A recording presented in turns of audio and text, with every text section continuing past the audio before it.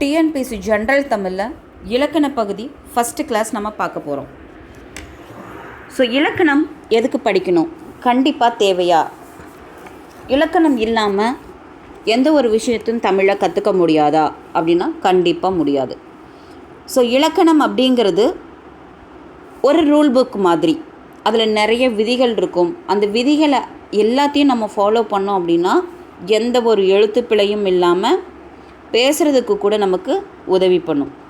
So அந்த மாதிரி இருக்கிற ஒரு ரூல் புக்கை பற்றி தான் பார்க்க போகிறோம். அந்த ரூல் புக்கில் என்னென்னலாம் சொல்லியிருக்காங்க, ஒவ்வொரு எழுத்து பிறக்கிறது முதல் கொண்டு எந்த இடத்துல யூஸ் பண்ணணும், இந்த இடத்துல கொம்பு கால் வைக்கணுமா வைக்கக்கூடாதா, கால் வாங்கணுமா வாங்கக்கூடாதா, சாய்வுக்கிற்று வரணுமா வரக்கூடாதா, சந்திப்பில் இங்கே வரலாமா, வள்ளின மிகுமிடம் இதுதானா, புணர்ச்சி விதிகளை பற்றி சொல்லியிருக்காங்க. ஒரு விஷயத்தை அழகாக சொல்லணுன்னா அணிகளை பற்றி சொல்லியிருக்காங்க. ஸோ ஒரு லைனில் இந்த இடத்துல வந்துட்டு எக்ஸ்ட்ரா வந்துடுச்சு அதோட அசைகள் அப்படின்னா அதை கரெக்ட் பண்ணுறதுக்கான யாப்பை பற்றி சொல்லியிருக்காங்க. ஸோ இந்த மாதிரி சொல்லிக்கிட்டே போகலாம் நம்ம இலக்கணத்தில் இருக்கிற அந்த அழகை பற்றி. ஸோ இலக்கணம் அப்படிங்கிறது கண்டிப்பாக தேவை. நம்மளுடைய மொழி நீண்டு நிலைத்து இந்த உலகத்தில் இருக்கணும் அப்படின்னா கண்டிப்பாக இலக்கணம் இருந்து அந்த மொழியானது அச்சில் ஏற்றினா மட்டும்தான், எழுத்து வடிவம் பெற்றால் மட்டும்தான் நீண்டு நிலைத்து இந்த உலகத்தில் இருக்கும்.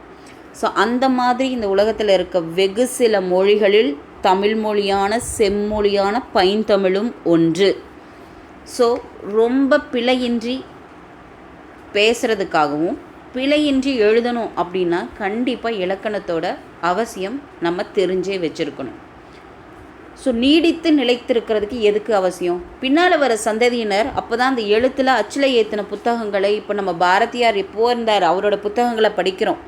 ஸோ ஒவ்வொரு அறிஞர்கள், ஒவ்வொரு கவிஞர்கள், ஒவ்வொரு அறிவியல் சயின்டிஸ்ட் எழுதினது அவ்வளோத்தையும் நம்ம இன்றைக்கி நம்ம படிச்சுட்ருக்கோம் அப்படின்னா அந்த லாங்குவேஜை அச்சில் ஏற்றி வச்சுருக்காங்க. அப்போ அச்சில் ஏற்றுறதுக்குன்னு ஒரு வடிவம் இருக்கும் இல்லையா, அந்த வடிவம் என்னவாக இருந்திருக்கும் தமிழுக்குன்னா வரி வடிவம். நம்ம போடுறோம் இல்லையா, கொம்புக்கால், துணைக்கால், கொம்பு கீற்று, சாய்வு கீற்று, இதெல்லாம் போடுறோம் இல்லையா, இது எல்லாம் தான் ஹெல்ப் பண்ணி நம்மளுடைய தமிழ் பேசக்கூடிய தமிழுக்கு ரொம்ப அழகாக எழுத்து வடிவமும் கொடுத்துருக்கு. ஸோ அப்போ இலக்கணம்னா இப்போ என்னப்பா, ஒரு மொழியை பிழையின்றி பேசலாம், பிழையின்றி எழுதலாம், அந்த அளவுக்கு ஒரு தைரியத்தை கொடுக்கறது இந்த இலக்கணம் தான். ஓகே, அந்த இலக்கணத்தை எப்படி பிரிக்கிறாங்க, இலக்கு கூட்டல் அன் கூட்டல் அம். இலக்குன்னா என்ன, குறிக்கோள், அன்னா நெருங்குதல், அம்னா விகுதி. ஓகே, ஸோ நமக்கு தொல்காப்பியம் அப்படிங்கிற ஒரு பொக்கிஷம், அந்த நூல் நமக்கு கிடைச்சது. அதில் 5 வகையான இலக்கணத்தையும் நம்ம தொல்காப்பியர் ரொம்ப அழகாக சூப்பராக சொல்லியிருக்கிறாரு. ஆனால் அது முழுமையாக கிடைச்சதா அப்படின்னா கிடைக்கல அப்படின்னு சொல்லியிருக்காங்க. ஸோ எழுத்து இலக்கணம், சொல் இலக்கணம், பொருள் இலக்கணம், யாப்பு இலக்கணம், அணி இலக்கணம், இதுதான் அந்த 5 வகையான இலக்கணங்கள். ஸோ ஒரு எழுத்து அப்படிங்கிறது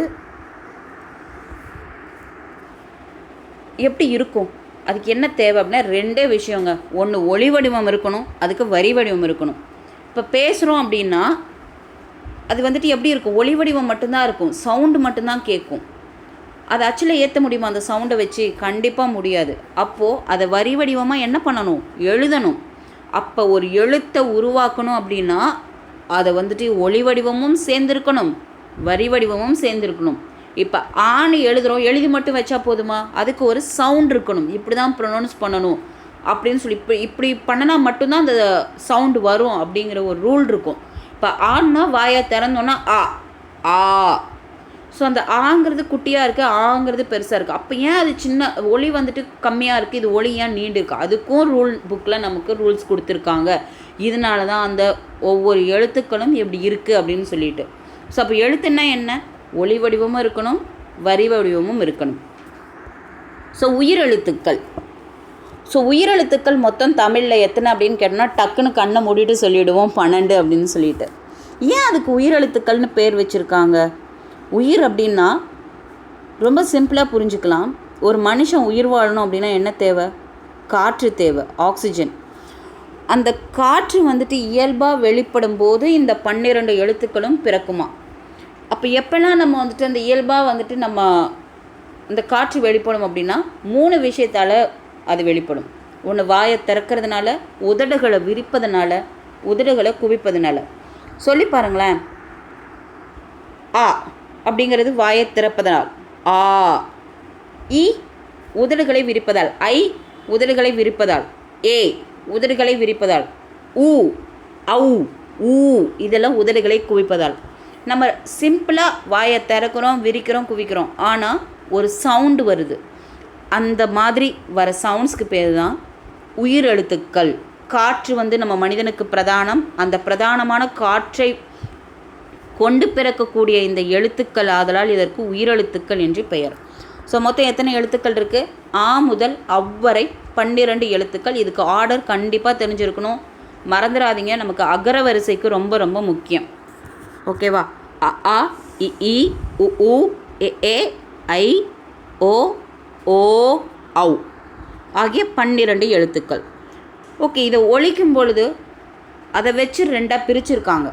குறில் எழுத்துக்கள், நெடில் எழுத்துக்கள். அதாவது உயிர் குறில் எழுத்துக்கள் 5, உயிர் நெடில் எழுத்துக்கள் 7. ஸோ உயிர் குறில் எழுத்துக்களில் அ இ உ ஏ ஓ. நெடில் எழுத்துக்கள்னு பார்த்தோன்னா ஆ இ உ ஏ ஐ ஓ ஔ. நீங்கள் நினைக்கலாம், இந்த ஐயும் அவும் குறில்ல தானே வரணும், ஏன் நெடிலில் வருது அப்படின்னு கேட்கலாம். அதை ஒலிக்கும்போது வர எவ்வளோ நேரம் எடுத்துக்கிறோம் அப்படிங்கிறத பொறுத்து அது ஆட்டோமேட்டிக்கலாக நெடிலுக்கு போயிடுச்சு. ஆமாம், அது எப்படின்னு பார்க்கலாம். ஸோ குறுகிய ஓசையை உடைய எழுத்துக்கள், அதாவது குறுகி ஒலிக்கும் எழுத்துக்களை குறில் எழுத்துக்கள்னு சொல்லலாம், இல்லைன்னா கொற்றெழுத்துக்கள்னு சொல்லலாம். நீண்டு ஒலிக்கும் எழுத்துக்கள் என்னென்னு சொல்லலாம்? நெட்டெழுத்துக்கள் அல்லது நெடில் எழுத்துக்கள். இது எப்படிங்க குறுகி ஒலிக்குது, இது நீண்டு ஒலிக்குதுன்னு எப்படி சொல்கிறது அப்படின்னா, அதுக்கு தான் இருக்கிற ஒரு ரூல் மாத்திரை.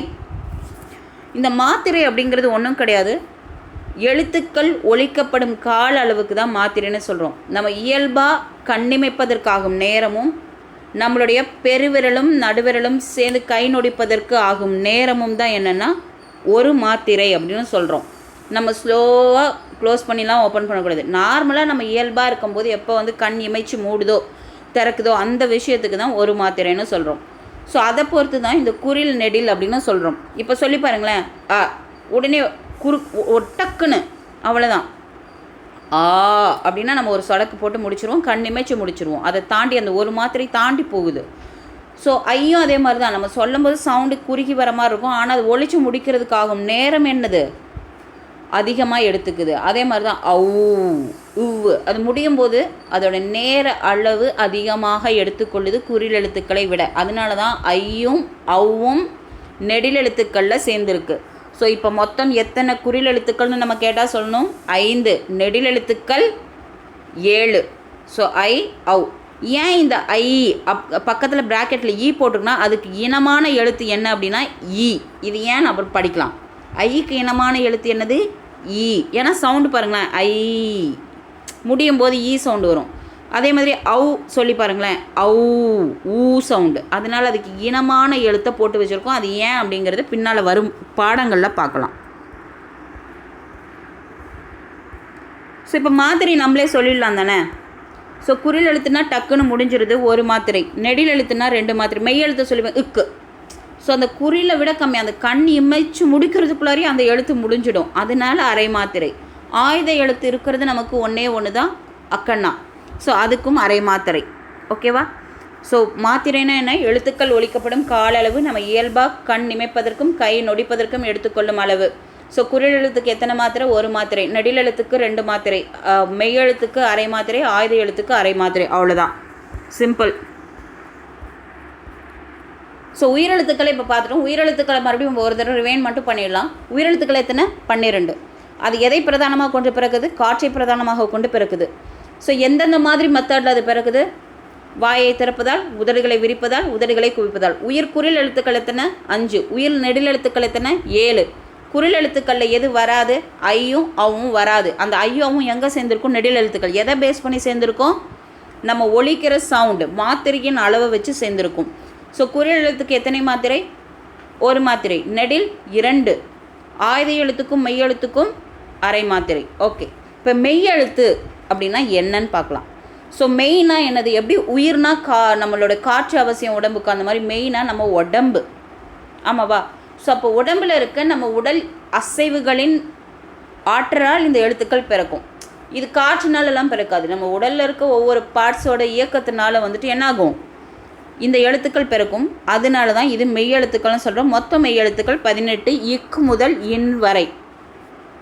இந்த ஆர்டரும் கண்டிப்பாக நமக்கு தேவை அகர வரிசைப்படுத்துதலுக்கு.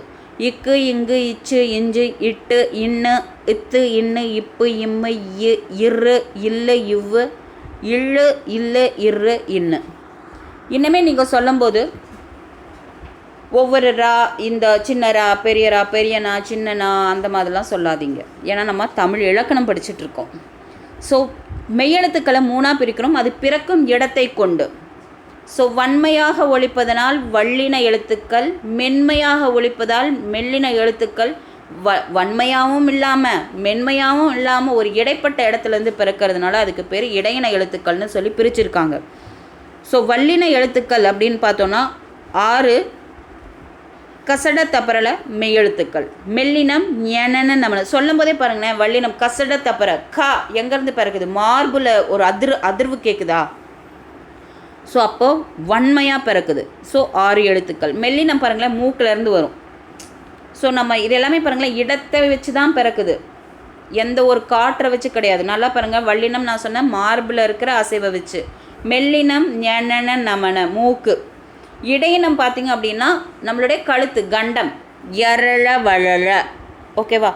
ஸோ இந்த ரா இருக்கு இல்லையா, வல்லினரா, அதை வந்து இனிமேல் வல்லினரான்னு சொல்லி பழகுங்க. இடையினரான்னு சொல்லி பழகுங்க. இந்த சின்னரா பெரியரான்னு சொல்லாதீங்க. அதே மாதிரி தன்னகரம் ரன்னகரம் அந்த மாதிரி சொல்லி குழந்தைங்களுக்கும் பழக்கலாம், நம்மளும் தெரிஞ்சுக்கலாம். ஸோ மொத்தம் வல்லின எழுத்துக்கள் 6, மெல்லின எழுத்துக்கள் 6, இடையின எழுத்துக்கள் 6, மொத்த எழுத்துக்கள் மெய் எழுத்துக்கள் 18. ஸோ அதான் திரும்ப சொல்லியிருப்போம். ஸோ வல்லின எழுத்துக்களுக்கு இன்னொரு பேர் வல்லெழுத்துக்கள்னு சொல்லலாம், மெல்லின எழுத்துக்களுக்கு மெல்லெழுத்துக்கள்னு சொல்லலாம். ஸோ உயிரெழுத்துக்கள் முடிச்சாச்சு, மெய்யெழுத்துக்கள் முடிச்சாச்சு. இதில் எதுனா டவுட்ஸ் இருந்துச்சு அப்படின்னா கண்டிப்பாக கமெண்ட்டில் சொல்லுங்கள். அது இன்னும் நம்ம டீட்டெயில்டாக கூட பார்க்கலாம். ஸோ இப்போ முதல் எழுத்துக்கள்னால் என்னப்பா? முதல் எழுத்துக்கள்னால் ஒன்றும் இல்லை, இப்போ படித்தோம் இல்லையா, உயிரெழுத்துக்களும் மெய்யெழுத்துக்களும் சேர்ந்தது தான் என்னது முதல் எழுத்துக்கள். உயிரெழுத்துக்கள்னால் என்ன 12, மெய்யெழுத்துக்கள் 18. அப்போ மொத்த எழுத்துக்கள் தமிழ் எவ்வளோ 30. ஸோ உயிரெழுத்துக்கள்னால் எதில் இருந்து இருக்குது, ஆ முதல் அவ் வரை. மெய்யெழுத்துக்கள் இக் முதல் இன் வரை. இதுதான் அடிப்படையான தமிழ் எழுத்துக்கள். நம்மக்கிட்ட இருக்க மொத்த அடிப்படையான தமிழ் எழுத்துக்கள் என்னது தான் 30 தான். நன்னூலில் ரொம்ப அழகாக சொல்லியிருக்காங்க, உயிரும் உடம்புமாம் 30 முதலே. ஸோ உயிரெழுத்துக்களும் மெய்யெழுத்துக்களும் சேர்ந்து அதுதான் 30, அதுதான் முதன்மையான எழுத்துக்கள்யா அப்படின்னு சொல்லிட்டு சிம்பிளாக நன்னூலில் பவனந்தி முனிவர் சொல்லியிருக்காரு. ஸோ 216 உயிர்மை எழுத்துக்கள் அப்படின்னு சொல்கிறோம் இல்லையா, அந்த எழுத்துக்கள் யார் மூலிமா தோன்றுச்சு அப்படின்னா இந்த 30 எழுத்துக்கள் தான் பிரதானமாக இருந்திருக்கு. இந்த 30 எழுத்துக்கள் வாயிலாக தான் என்ன இருக்குது, நம்மளுடைய இந்த 216 உயிர்மை எழுத்துக்கள் தோன்றியிருக்கு. ஓகே, இப்போ உயிரெழுத்து பார்த்துட்டோம், மெய்யெழுத்து பார்த்துட்டோம், முதல் எழுத்துனா என்னன்னு பார்த்தாச்சு. அதுக்கப்புறம் உயிர்மைனா அந்த 216 என்ன தான் அப்படின்ட்டு பார்த்துடலாம். ஸோ ஏற்கனவே சொன்னால் உயிரெழுத்தும் மெய்யெழுத்தும் சேர்றதுனால தான் உயிர்மை பிறக்குது. அப்போ 12 × 16 நம்ம மல்டிப்ளை பண்ண என்ன இருக்கும், 216, 216. ஸோ இந்த 216 எழுத்தையுமே பயன்படுத்துகிறோமா, இவ்வளோத்தையும் தெரிஞ்சுக்கணுமா அப்படின்னா அவ்வளோத்தையும் பயன்படுத்துறதில்ல. அது பேச்சுலையும் எழுத்துலையும் அதில் பயன்படுத்தாத எழுத்துக்கள்னு நம்ம புக்கில் மென்ஷன் பண்ணியிருக்காங்க. நீ, ஞாவ், ஞாவ், நவ் இதெல்லாம் பயன்படுத்துறது இல்லை அப்படின்னு சொல்கிறாங்க. உயிர்மை குறில் அப்படின்னா என்னென்னா, உயிர்மெய் இக்கு உயிர்மை குறில் வந்து பார்த்தோன்னா ஒரு மெய்யெழுத்து கூட சேருது அப்படின்னா அதுக்கு பேர் உயிர்மை குறில்னு சொல்லுவோம்.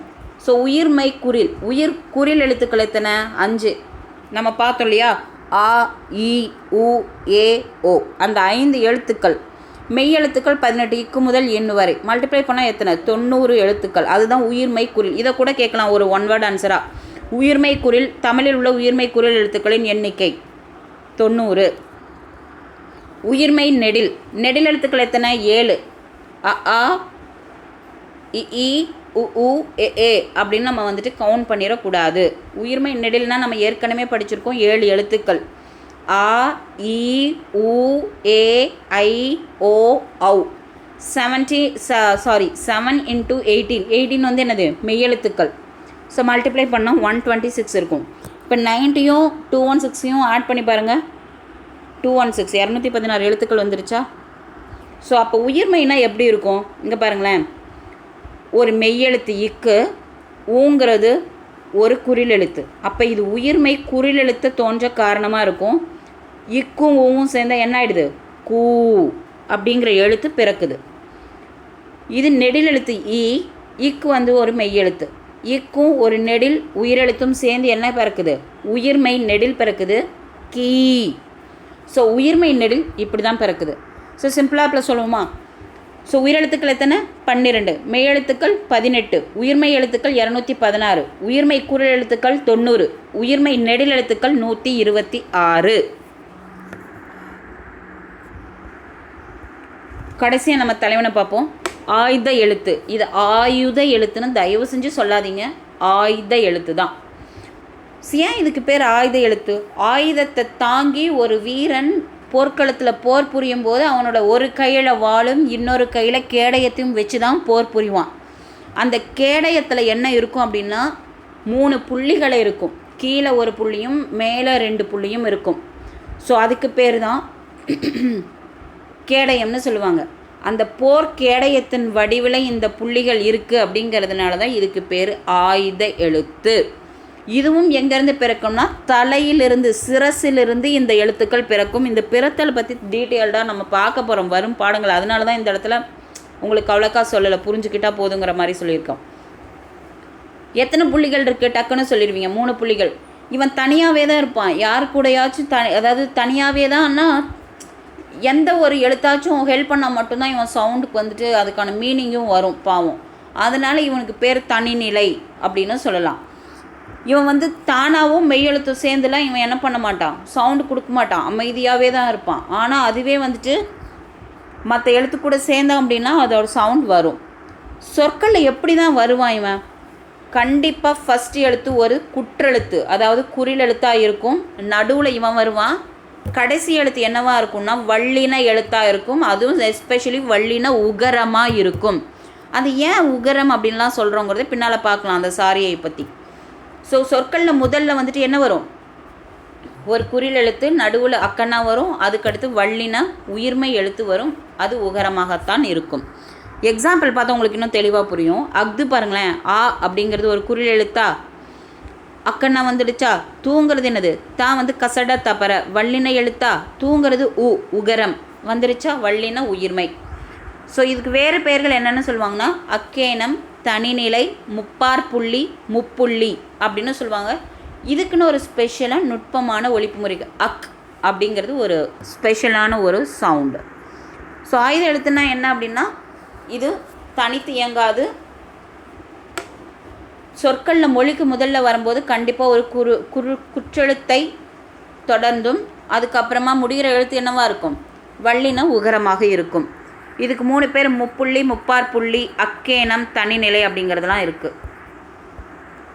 ஸோ இந்த எழுத்து சாரியை பற்றி கண்டிப்பாக தெரிஞ்சுக்கணும் இலக்கணம் படிக்கும்போது. தெரியாமல் நம்ம இலக்கணத்தை கிராஸ் பண்ணணும் அப்படின்னா அது ரொம்ப பெரிய குற்றமாக ஆகிடும். ஆமாம். ஸோ எழுத்து சாரியைனா என்னன்னு தெரிஞ்சுக்கலாம். ஸோ எழுத்து சாரியைனா என்னென்னா நம்ம சொல்லும்போது ஆன்னு சொன்னால் அது நல்லா இல்லை. இப்போ வந்து பார்த்தோன்னா அந்த மாதிரி பழக்கிட்டாங்க.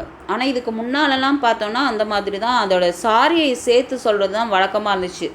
இதுக்கு முன்னால் ஜென்ரேஷன்லாம் பார்த்தோன்னா ஆண்ணா, அவனா, ஈனா, ஈயண்ணா, ஊண்ணா, ஊவண்ணா அந்த மாதிரி சொல்லிகிட்டு இருப்பாங்க.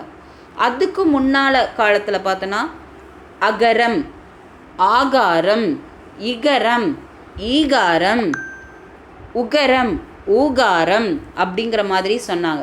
ஐகான் இந்த மாதிரி வார்த்தைகள்லாம் யூஸ் பண்ணி தான், வெறும் ஐன்னு சொல்ல மாட்டாங்க, அது கூட என்ன பண்ணுவாங்க, சாரியை சேர்த்து சொல்லுவாங்க. ஆனால் இப்போ கரண்ட்டாக நம்ம வந்துட்டு அந்த சாரியெல்லாம் சேர்த்து சொல்லாததுனால இது ஒரு புதுசாக நமக்கு தெரிகிறது.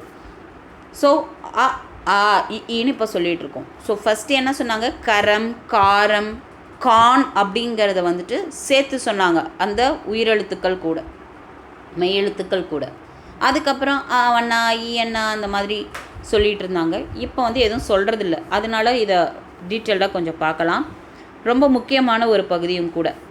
ஸோ எழுத்து சாரியை ஒழிக்கும் போது அது எதுக்காக அது சேர்க்கணும் எக்ஸ்ட்ரா ஃபிட்டிங் அப்படின்னு பார்த்தோன்னா, ஓசை ரொம்ப கேட்குறதுக்கு அகரம், இகரம், அப்படின்னு சொல்லும்போது ரொம்ப நம்ம கேட்க ஸ்வீட்டாக இருக்கும், அதுக்காக தான்.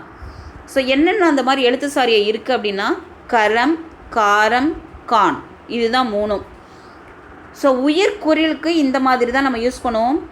ஆங்கிற எழுத்துக்கு எக்ஸாம்பிள் பார்த்தோம்னா என்ன யூஸ் பண்ணலான்னா அகரம், அகாரம், அக்கான் அப்படின்னு.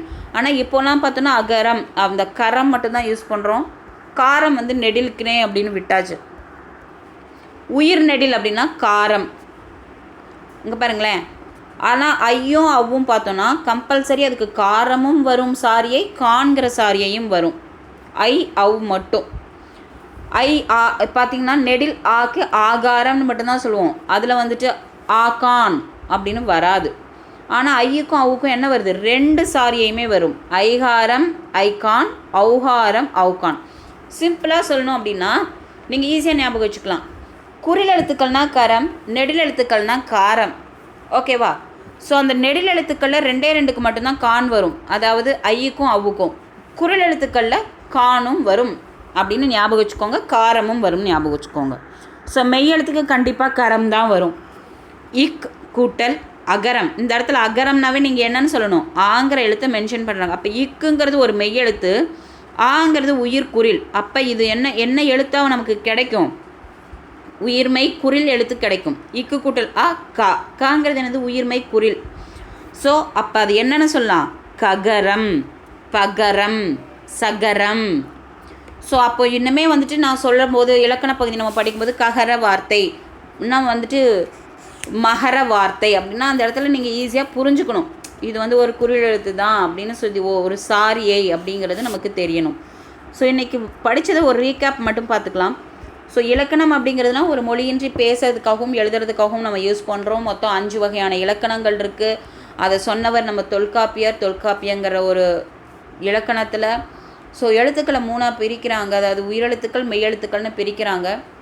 ஸோ இந்த உயிரெழுத்தும் மெய்யெழுத்தும் சேர்ந்தது தான் என்ன அப்படின்னு பார்த்தோன்னா முதலெழுத்துக்கள்னு சொல்கிறோம். உயிரெழுத்துக்கள் 12, மெய்யெழுத்துக்கள் 18, முதலெழுத்துக்கள் 30. ஸோ இந்த உயிரெழுத்துக்கள் காற்றை பிரதானமாக கொண்டு பிறக்கும், மெய்யெழுத்துக்கள் உடல் இயக்கத்தினால் பிறக்கும். ஸோ உயிரும் மெய்யும் சேர்ந்து நமக்கு பிறக்கக்கூடிய எழுத்துக்கள்னு பார்த்தோம் அப்படின்னா உயிர்மெய் எழுத்துக்கள் சொல்லுவோம். ஸோ மொத்த உயிர்மெய் குரல் எழுத்துக்கள் 90, உயிர்மெய் நெடில் எழுத்துக்கள் 126, உயிர்மெய் எழுத்துக்கள் மொத்தம் 216, ஆயுத எழுத்து 1.